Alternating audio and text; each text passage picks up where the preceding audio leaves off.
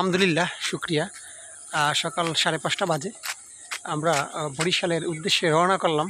কিভাবে আমরা গাজীপুর থেকে বরিশালের মানুষ কত কষ্ট করে বরিশাল যাই, সেই বিষয়টা আজকে আমি আমার ভিডিওতে তুলে ধরবো। আসলে পুরো ভিডিওটা দেখলে আপনি বুঝতে পারবেন। রাস্তায় কোনো অটো পাচ্ছি না, আমরা কিন্তু হাঁটতেছি অনেকটা পথ, গ্রামীণ একটা শুনশান পরিবেশ দেখতে পাচ্ছেন আপনারা। আর সবাই ভিডিওটা উপভোগ করবেন। যাই হোক, অবশেষে আমরা একটা ভ্যান গাড়ি পেলাম। ভ্যান গাড়ি গাজীপুরের একটা ভালো বাহন।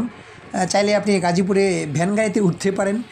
যথেষ্ট দ্রুত গতিতে চলাচল করে, দেখুন ড্রাইভার চালিয়ে নিয়ে যাচ্ছে আমাদেরকে। আমরা এখন মোজাম্মেল মেন রোডে আসি বাসের অপেক্ষায়। এখান থেকেই আমরা সদরঘাটের গাড়িতে উঠব। যাই হোক, অবশেষে আমরা সাভার পরিবহন বাসে উঠে বসলাম। আমার ছেলে, আমার ওয়াইফ, তারাও আছে আমার সাথে পিছনে।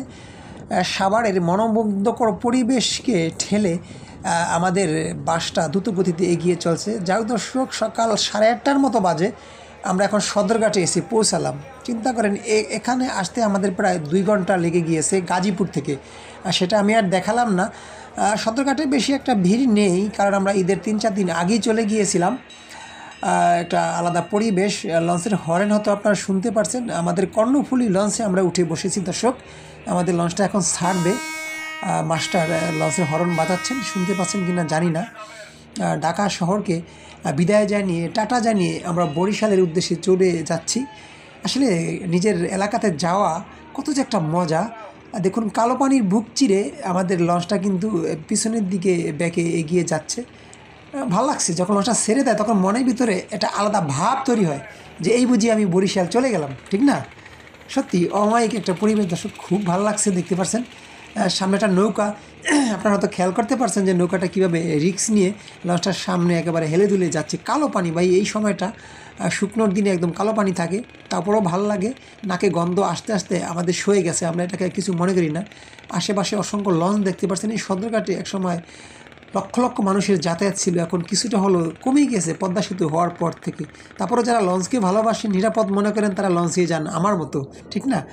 এখন আমরা এটা পোস্তকলা ব্রিজ, সম্ভবত পোস্তকলা ব্রিজের নিচ দিয়ে আমাদের লঞ্চটা চলে যাচ্ছে। দেখুন একেবারে শুনশান পরিবেশ, আশেপাশে কোনো লঞ্চ নেই, একেবারে নীরব নিথর পানির বুক চিরে আমাদের লঞ্চটা এখন আস্তে আস্তে বড় নদীর দিকে এগিয়ে যাবে। যাই দর্শক, অবশেষে আমরা বড় নদীতে চলে এলাম। দেখুন কী পরিমাণ ঢেউ, কিংবা লঞ্চের কতখানি শক্তি, সে এই যে পানিগুলোকে ঠেলে ঠেলে আমাদেরকে বরিশালের দিকে নিয়ে যাচ্ছে। কি সুন্দর একটা দৃশ্য, ঠিক না? এই দৃশ্য কি আপনি গাড়িতে পেতেন? গাড়িতে ওঠা মানেই জীবনের ঝুঁকি, ঠিক না? সত্যি ভালো লাগলো। দেখুন লঞ্চের পিছনে এক ভাই, এটা কর্ণফুলী লঞ্চ, উনি রান্নাবান্না করতেছেন, তরকারি করতেছেন। আমি পিছন থেকে ভিডিওটা করলাম। এই যে দেখুন যে আমাদের লঞ্চে বর্তমানে এসি কেবিন। আমরা এই যে সামনেই বসেছি, এটাকে রয়্যাল ক্লাস বলে সম্ভবত। দেখুন না যে আগেরকার দিনে সেই লঞ্চে মুরগার সার মতো বসে থাকা আর এখন কত তফাৎ, ঠিক না? এখন আমরা এসির ভিতরে বাসে চড়ে যাই, বাসের মতো পরিবেশ, ঠিক না? আমি একটু লঞ্চের সামনে এসে দাঁড়ালাম দর্শক, দেখতে পাচ্ছেন লঞ্চের সামনে হালকা মৃদু বাতাসে ভালো লাগলো। একটা দৃশ্য দেখলাম, সেটা হলো কিছু বক না সারস পাখি, তারা কেন যেন এই যে পিছনে পিছনে মাছ ধরতেছে। দৃশ্য রে ভাই, সত্যি মাইন্ড ব্লোয়িং। লঞ্চে যাবেন না, কী যাবেন বলুন? দেখুন কিছু মহিলারা, মেয়েরা লঞ্চে বাতাস খাচ্ছে, তাদের বোরকাগুলো হেলে দুলে যাচ্ছে। এরকম একটা পরিবেশ কি আপনি গাড়িতে পেতেন না? তাই আমি বরিশাল যারা যেতে চান তাদেরকে আমন্ত্রণ জানাবো, যদি এরকম পরিবেশ উপভোগ করতে চান।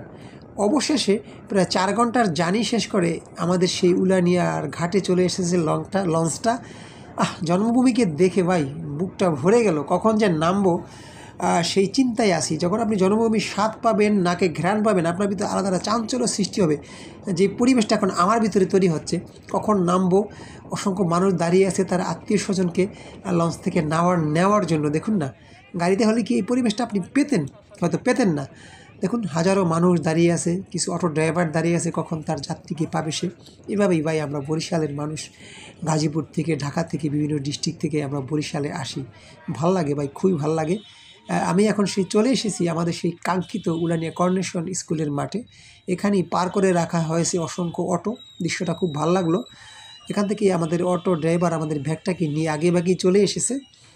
দর্শক, আমরা এখন উলানিয়া বাজারের মাঝখান দিয়ে যাচ্ছি, সেই আমাদের স্বপ্নের উলানিয়া, যে উলানিয়াতে না আসলে একসময় আমাদের ভালো লাগতো না।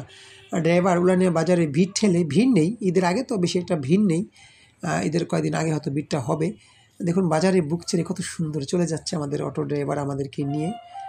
যাই হোক দর্শক, উড়ানিয়া বাজারে বিট ঠেললে আমরা এখন হন্নি বিলে আছি সম্ভবত। এটা দুধারে মনোমুগ্ধকর দৃশ্য, গ্রামীণ দৃশ্য যখন দেখতে পাই তখন আমার গ্রামের কথা মনে পড়ে যায়, এই বুঝি বাড়িতে এসে পড়লাম।